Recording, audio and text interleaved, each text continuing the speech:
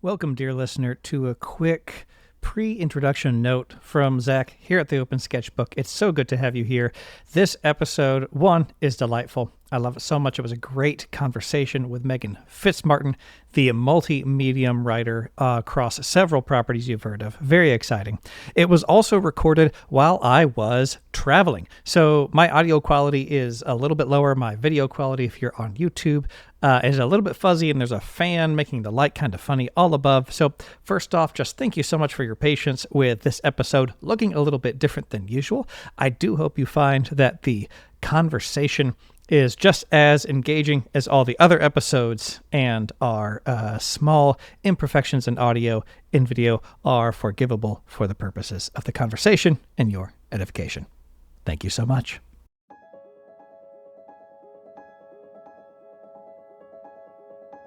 You're watching The Open Sketchbook, a show for anyone who wants to be a little more creative, produced by Rooster High. Welcome to Season 2. In Season 1, I posted the results of my own creative practice in the form of short audio fiction, and in Season 2, I'm interviewing successful creatives about their journeys.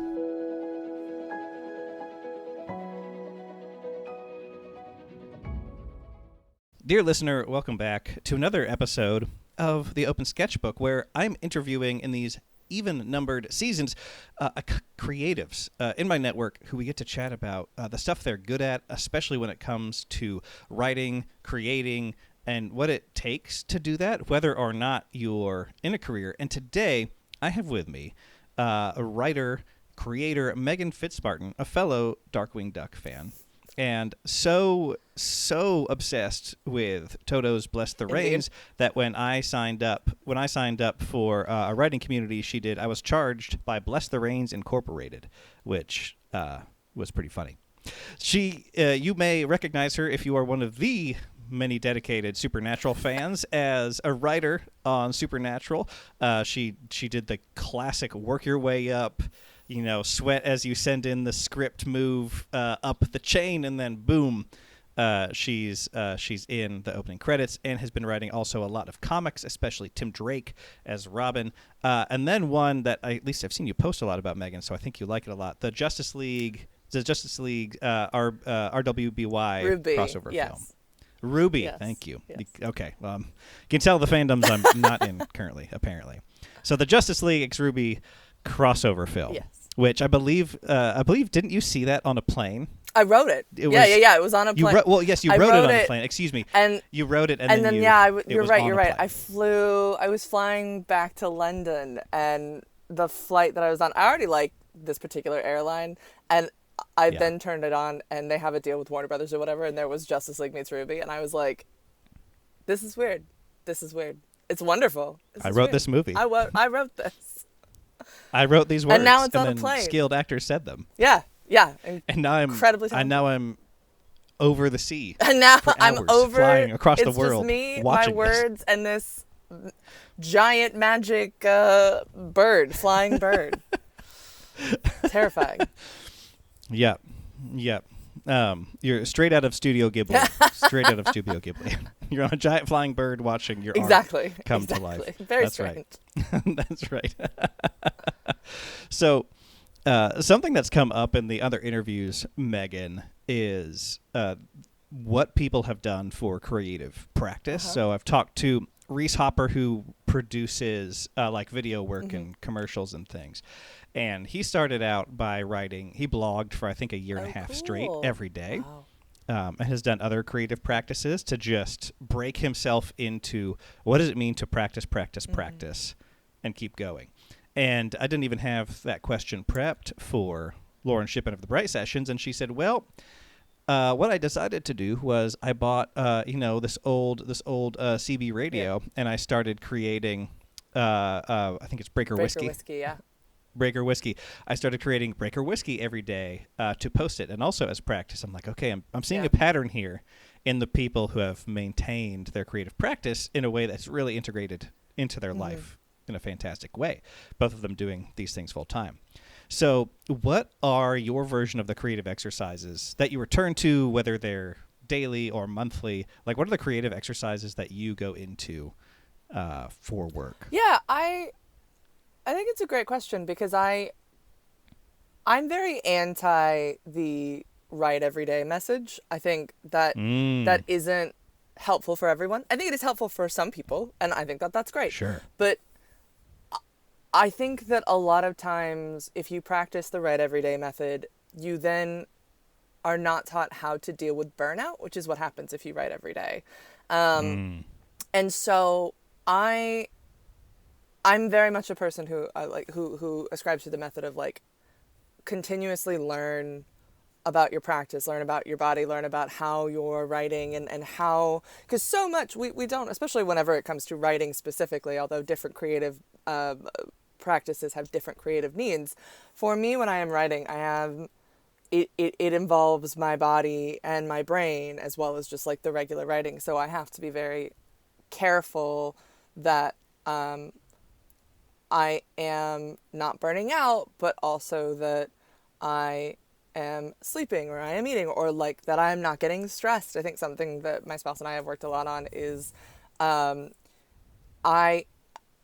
is recognizing when stress is building, so that it doesn't get to the critical point. And weirdly, all of this does relate to practice, because I think being incredibly in tune with my body has been a huge part of my creative practice, because that ensures that I can continue to write every day, or I can continue to create as often as possible. My day job is writing, and so I can't afford to burn out on it. So I have to really maintain a good relationship with my body. So I think that's one. And then the other one is education. Because I didn't go to school for this. I went to school to be a youth pastor, and then took a bit of a left turn. But so I don't always feel, and I sort of really support that. Like, I actually really loved that I did it that way, because it means that I don't get to rest on my laurels. I don't get to rest on like, oh, well, I did all of the education or whatever. So I know everything, and I don't have to like keep educating myself. Right. You don't have to do the work to build an oeuvre. You can just jump straight to the top, which is not how exactly. it works. So I sort of, whether you've gone to culinary school or art school. Right, exactly. Like you do have, like, part of it is the just sort of constant education, and part of that is practice, and part of that is learning, and part of that is watching as many things as you can. Like, once again, it depends on what your particular creative practice is. If it's audio, then listening to a bunch of different shows. I can always tell when someone is like wants to do a thing but they're not super serious about it. If they have it, like, I'll ask them, have you listened to anything? What are you listening to now? And they're like, nah. Like, oh, cool. Okay. So you that's part of it. That's part of the practice. Right. Absolutely.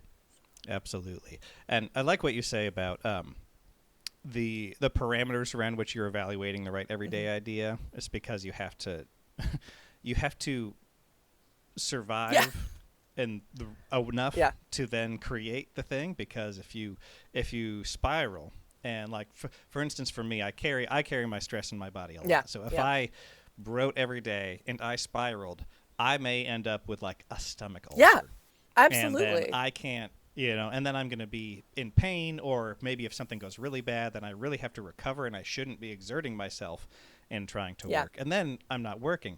So it's absolutely a holistic approach. And even this 15-day creative challenge I did, that kind of broke through I had too big of a scope whenever I would think creatively. I love it. Yeah. And I would be too much of a perfectionist. 100%. And that kept me. Now, there's a lot of things I have done, but as far as the things that are more narrative or storytelling that are close to my heart, that's what kept me. Yeah.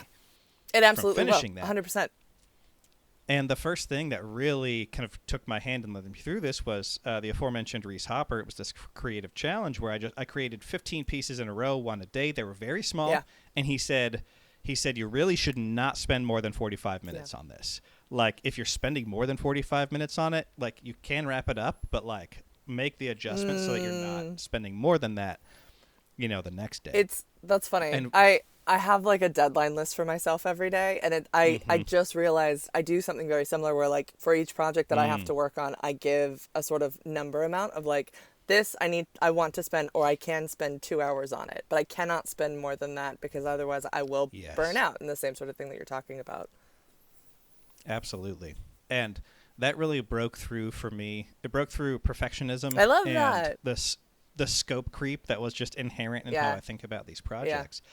And it's the thing where I didn't continue it right after that 15 days, but in a desire to finish my most recent batch of half-finished projects, Yeah. I was like, well, my reaction to loving something is to then talk to other people Yeah. who love that thing. So let me do some interviews with creatives who also make things. So I think that's a really good guide for people, where literally just to be able to create, to research, and then to create and iterate and then make the connections where people see the work. And then if you're wanting to work in those spaces, then you start to get the work. That does take an amount of discipline. But if you kind of overreach into I gotta push, you might just break. Yes. And I'll also say not might. that I've seen, yeah, you will You break will. at some point. And sometimes the thing that breaks, I'll mention this because you'll look at people who have big completed projects and they seem to have done it sort of solo, which I kind of think is generally a myth, but they've sort of done it mostly on their own power. Pretty much every time I've gotten to meet or talk to those people or hear their backstory, they gave up everything else. Yeah. Right? They don't have friends. Yeah. They haven't talked to their family members. Right? They have given up everything for that, and then that ends up, you're not holistically sustained just by making one good piece of work. No, and frankly, to me, that is a very capitalistic approach, and something that I'm really trying to counter, because I recognize that there is something in me that is very that wants to just give up everything and work on the project. And I've had to over the past few years, getting into a relationship was very helpful for this actually, but over the past few years has been very much a thing of okay, so why do I feel like I need to spend all of my time on this? And it is not because that makes good art. That is what in capitalism we have decided makes good art, because we can measure that. But in reality, if you look at we just went to, I'm in London right now, and we went to go see the National Gallery, and it's gorgeous. All of these paintings from all of these absolute greats and absolute legends, and they had family. Part of the conversation that when you talk about Picasso, or more specifically, not Picasso is not who I mean, but Van Gogh. When you talk about Van Gogh, you talk about his sister, you talk about his brother, you talk about his friends, you talk about the community that creates art, because it is a meaningful aspect of bringing art into the world. Absolutely. You think about anybody who's gotten into literary criticism or literary history with the classics of Tolkien and Lewis. Is they were friends who wrote together in a group of friends. Yeah. Right? Yeah. And you think about the stories of many folks who end up writing a work of art that is regarded as great, or is at least famous, or really is absolutely lovely. There's often, not all the time, but there's often some kind of stability in their life from which the space to create that work arises. That is right? exactly it. Yeah. So that's often going to be they're at least, depending on when and where they live, they're at least comfortably middle class, if not upper class, and they simply have the time and their needs are cared for. And then, like you said, the more you dig into most artists that you may have heard of, the more you start to see, they really did have people around them that enabled and encouraged and spurred on. up, absolutely. Usually. When I first moved to, this was a really I think sort of mind shifting thing for when I first moved to LA. I got connected with a group of women through a class that I took. I got connected with this group, and the woman who sort of started it up or ran it, her thing was always women are pitted against each other a lot at that time. So I came to LA in 2011, I think, which is sort of the tail end of the myth of the lone woman in a writer's room, and so she has to be mean and fight for all of those moments. And my friend Eva was very much well, men hire their friends. I feel like we should be friends and hire each other. And that was such a simple mindset. And I was like, yeah, no, that's exactly it. It's not about, because the truth of the matter is, especially in creative practices, there's no world in which we're actually competing for the jobs. I think any time competition comes into play in something, it is only meant to bring us down as artists. It's not actually meant to spur us on. It's always the question of, well, who is this actually benefiting? Because in reality, like, what you write is going to be different than what I write. Even if we are very similar and even if we like similar things, Right. your life process has led you to such very different, not conclusions, but like way in which you see the world. In the same way that like my life and the way the choices that I've made have been very different from how someone else sees the world. And so we're not in competition for the same gig. It's, if I don't get that gig and you do, usually, and in the best version of this, you were chosen because your way in on this idea is more in line or more in keeping or more idealistic towards whatever that project needs versus mine. Yeah. And so there cannot be this sense of, so I got connected with all of these different women and I started to read them and I was like, oh yeah, I'm not in competition with you because you write so different than me, and I will put you up for a job if ever I hear of it, because I think that your voice is just as important as my voice and is saying something different than mine. And that's what I think is so beautiful about all of it. It takes a lot of time and putting yourself out there with getting work done, with figuring out your balance, to figure out what it looks like to find good community, to have a healthy collaborative mindset, right? Yeah. And a healthy mindset of, okay, well, how do I advance my work? And like you said, how do I advance my work without, burning out? Yeah. Right. Meghan, you have written for podcasts. Mm-hmm. Is that correct? I have, yeah. Now, yes, you've written for podcasts. So how is the role of writing a character different when you're writing for audio only versus the other mediums you've worked in? Being comic books, TV, movies. So this is a particular, favorite topic of mine. I love to talk about writing in different mediums. I don't know that I have anything specific on character, because for me, the whole thing, I mean, I'm clearly a very holistic writer, as we've been discussing, but I am, every single project that I take on, I look at it from the perspective of what format is this going to be in? And that, I think, really helps, because I think character sort of straightforwardly is its own thing that rises above mediums. You have to know who this character is on sort of every level.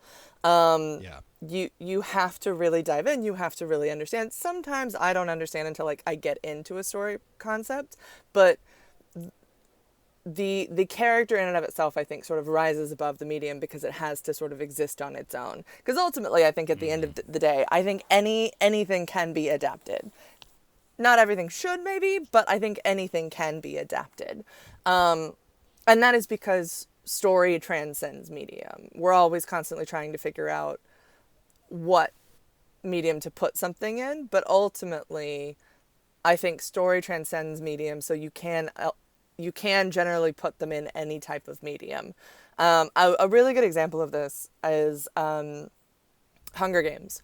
I think the way that the Hunger Games movie adapted from from a first-person YA novel that is very internal, it's very much in Katniss Everdeen's head, to then how do you adapt that into a movie? That's a really complex and complicated thing to pull out and make into a feature.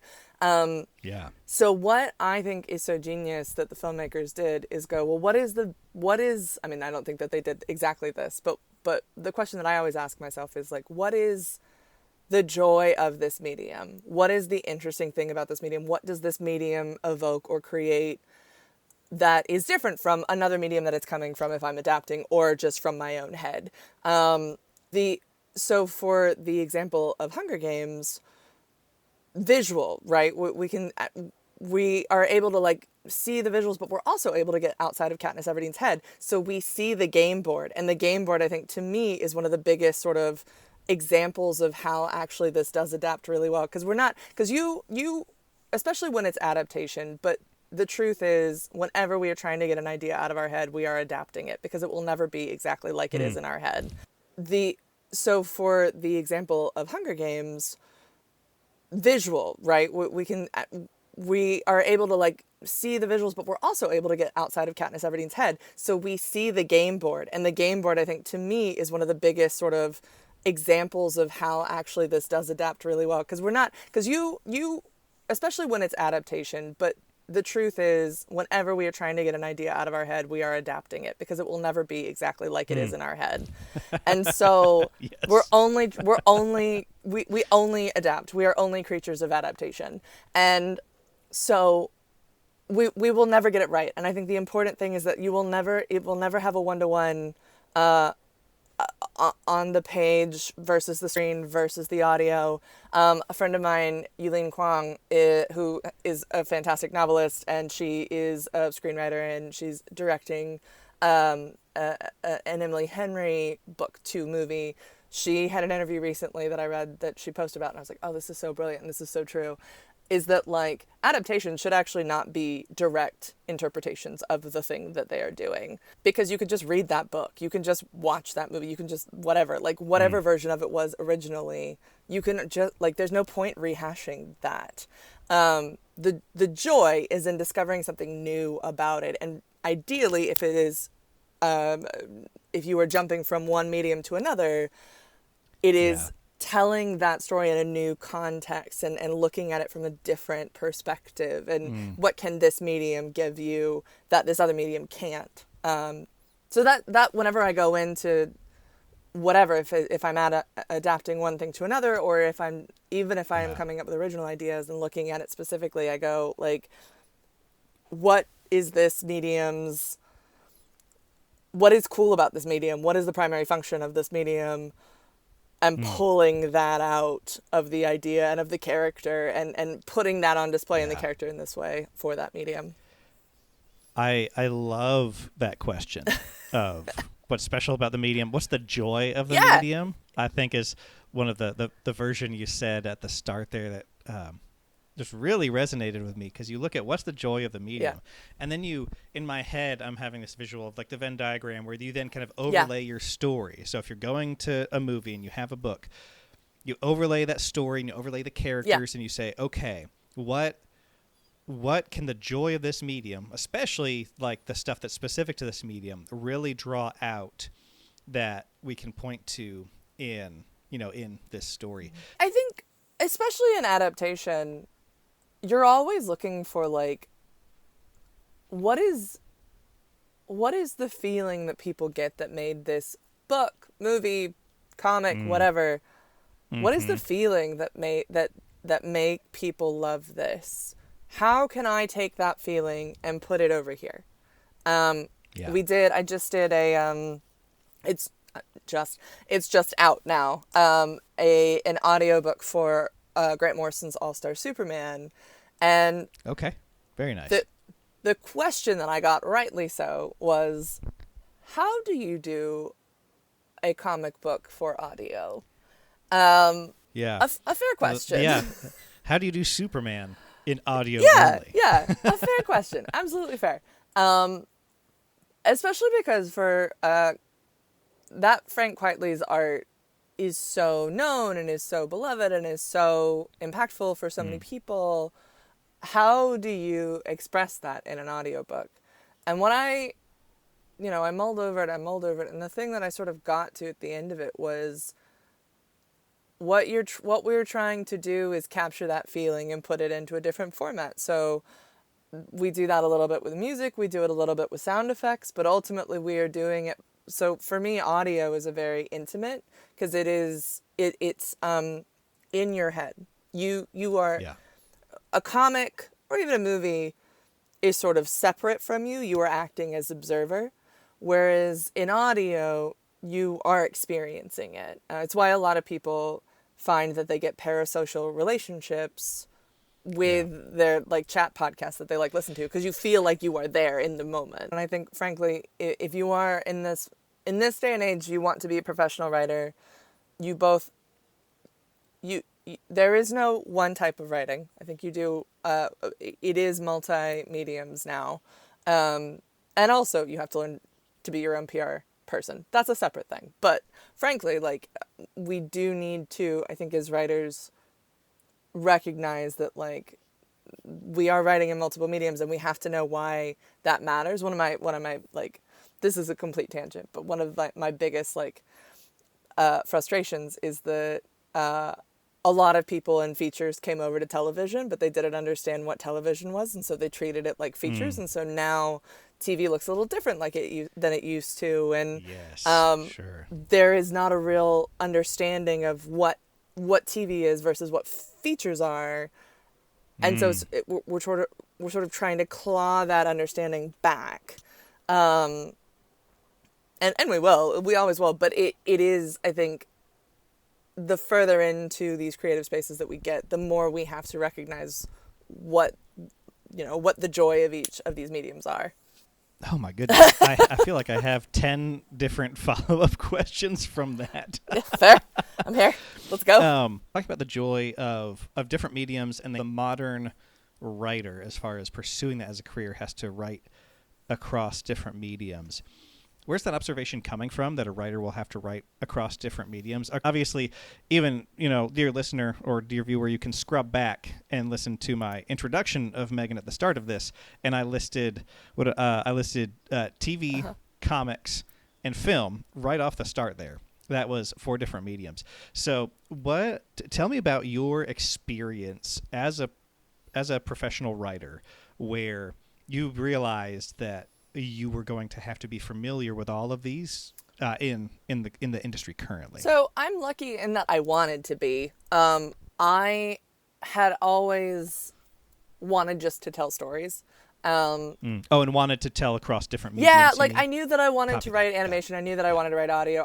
I went to school to be a youth pastor, like I said, but the first screenwriting class I took was because it was supposed to be writing for radio and TV. It was not at all for radio, and it was only for TV. But I wanted originally to learn how to write radio, because when I was growing up, there was you listened to Adventures in It Odyssey. was Adventures in Odyssey. It was always Adventures in Odyssey, and I deep cut for you ex-90s even. I know, it's such a. Anytime I say it's like the dark lore, or like anytime somebody mentions it and you see like one head turn, and you're like, oh, we had how is the trauma recovery coming on your end of things? Like, it's such a vibe.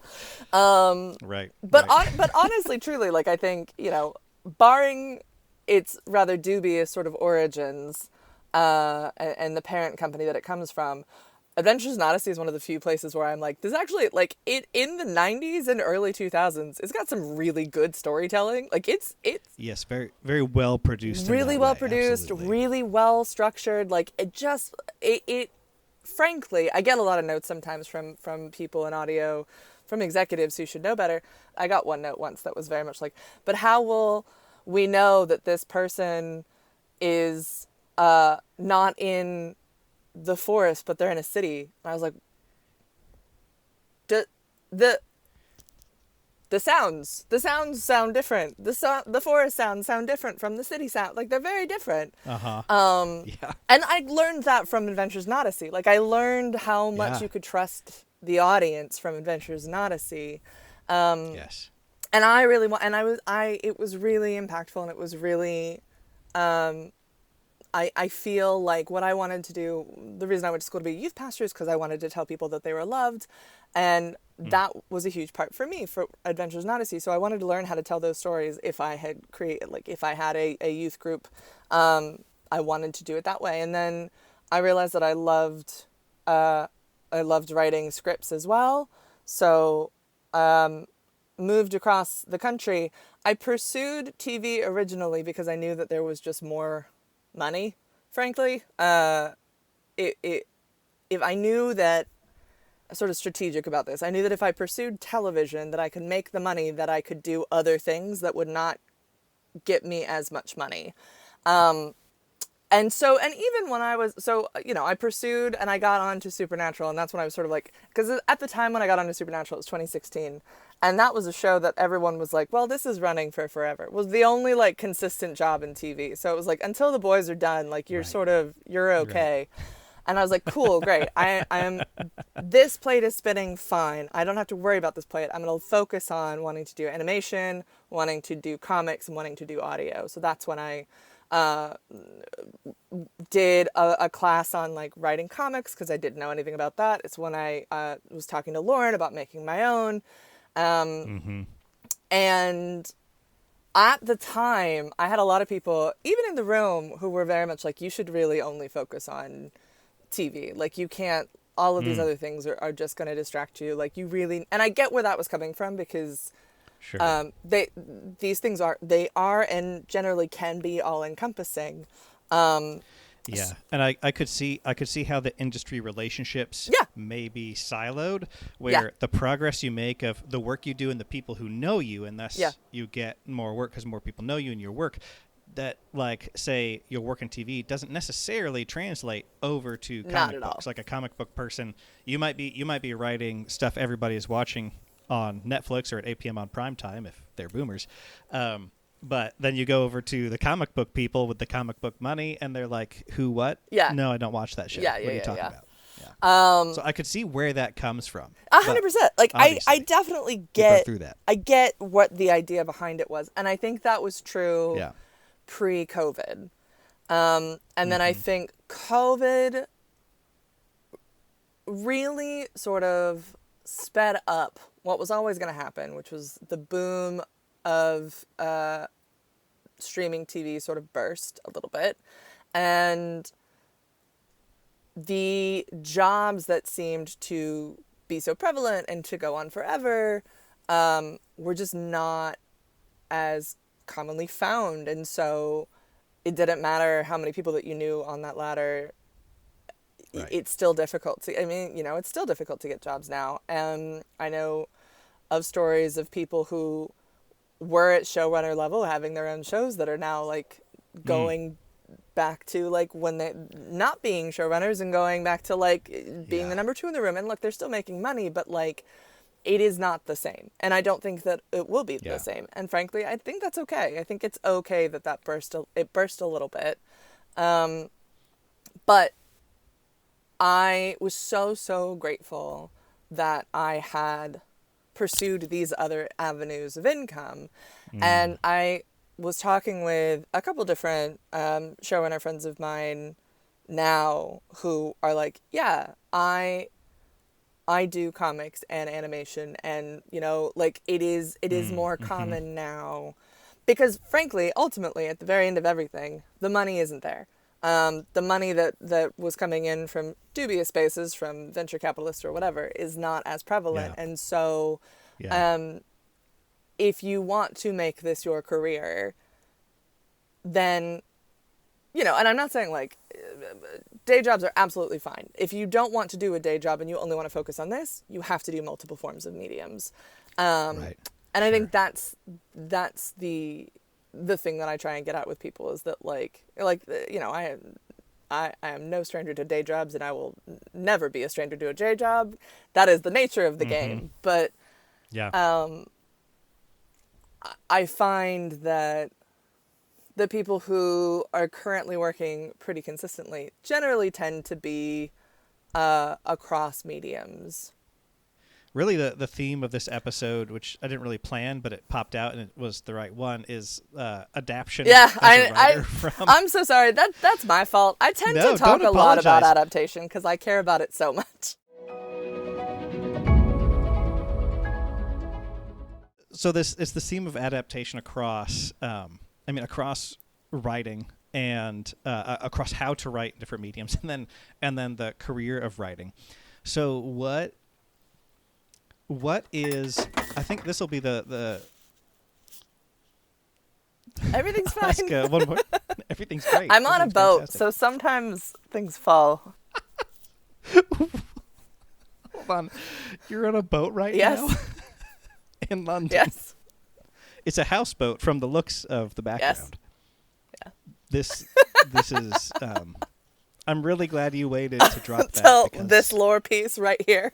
Because it would have been, well, I've got the episodes for the open sketchbook, and now this is episode 1 of interviewing people who live at least temporarily in houseboats, out of my pure fascination with that. Yes. So the last question I'll ask is what is a piece of wisdom that you have distilled across these 14 years since you went to LA regarding adaptation, especially in regards to mediums and burnout and how you pursue your career? What's a piece of wisdom you carry with you that you would want to hand somebody who's about to take the big steps to pursue the kind of career that you've had? Thank you for telling me it's been 14 years because I could not do that math. I'm just here.